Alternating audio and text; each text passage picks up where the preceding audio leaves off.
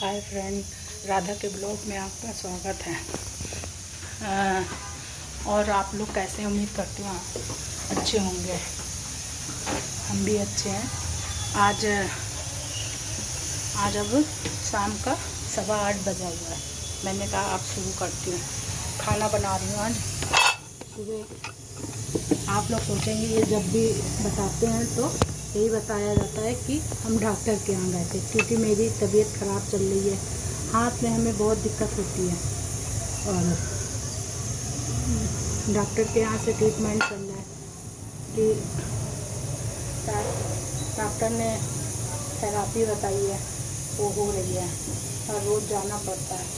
1 से 1.5 घंटा लग जाता है वहाँ पे जाना आना, मतलब कि 3 घंटे आसपास लग जाते हैं।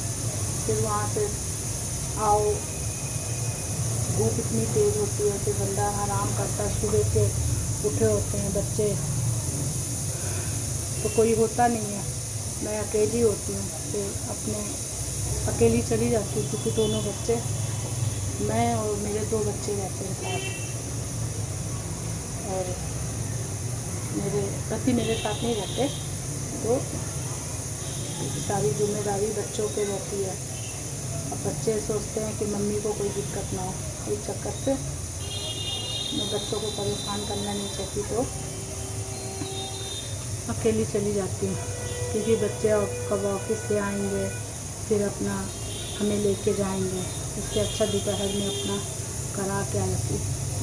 आराम है, ये पूरा शोल्डर जाम हो जाता है, सूजन आ जाती है, हाथ वगैरह पूरा उठता। वैसे तो थोड़ा काम तो कर लेती हूँ, लेकिन बहुत दर्द होता है रात के समय में, तो इतना दर्द होता है इस चक्कर से। नहीं तो जब भी मैंने ब्लॉग बताया होगा ये ज़रूर कहा होगा कि मैं डॉक्टर के यहाँ गई थी।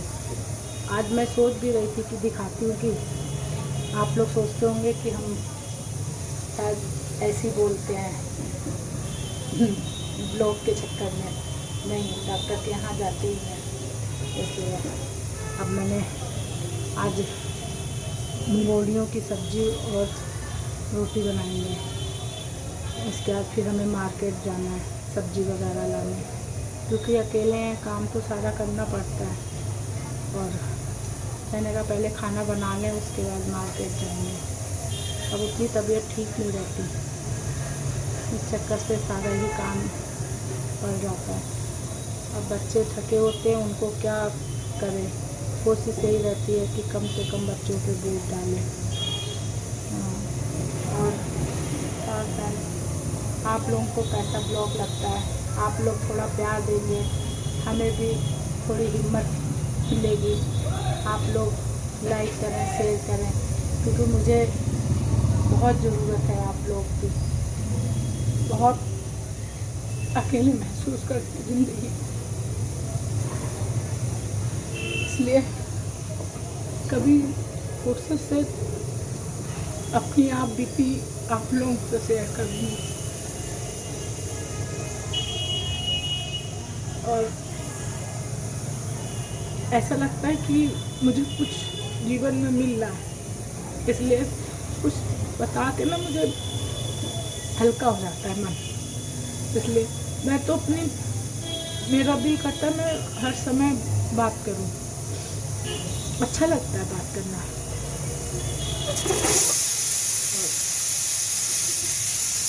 कोई हम भी तबीयत वगैरह सही हो जाए तो मैं अच्छे से, क्योंकि मुझे इतना आता नहीं है। आप लोग अगर मुझे प्यार देंगे, मैं भी थोड़ा आगे सोचूं कैसे क्या है, तो कोई मुझे समझाने वाला मिले तो मैं अच्छे से ब्लॉग बना पाती। तो मैं जैसी हूँ वैसे ही बनाती हूँ, इसलिए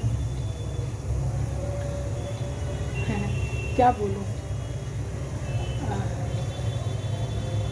अपना एक होता ना कि जीवन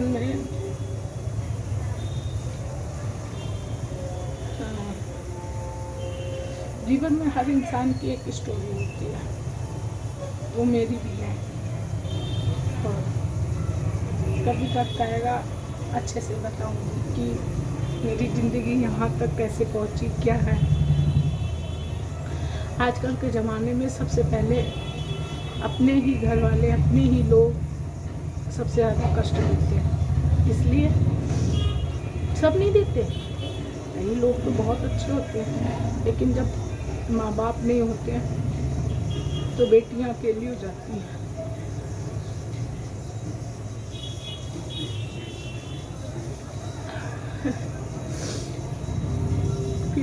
कभी बेटियों मैं का याद आता है, बहुत चीज़ें याद आती हैं।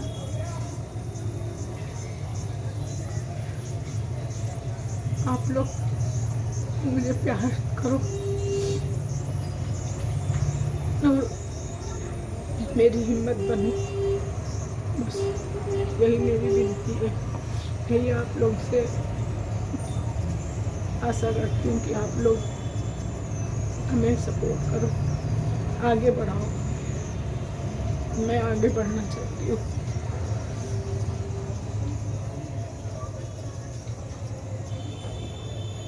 क्योंकि किसी को जब कोई सहारा नहीं मिलता,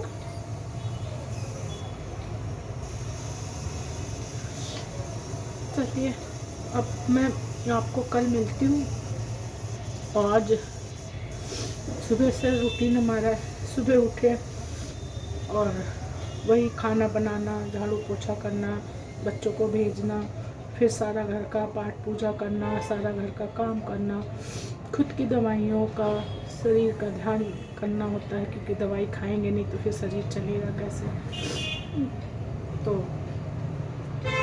ये सब रूटीन सुबह का शुरू हो जाता है, चलता रहता है, चलता रहता है। ये ज़िंदगी है, हमारे साथ नहीं है, हमसे जैसे बहुत है, बहुत।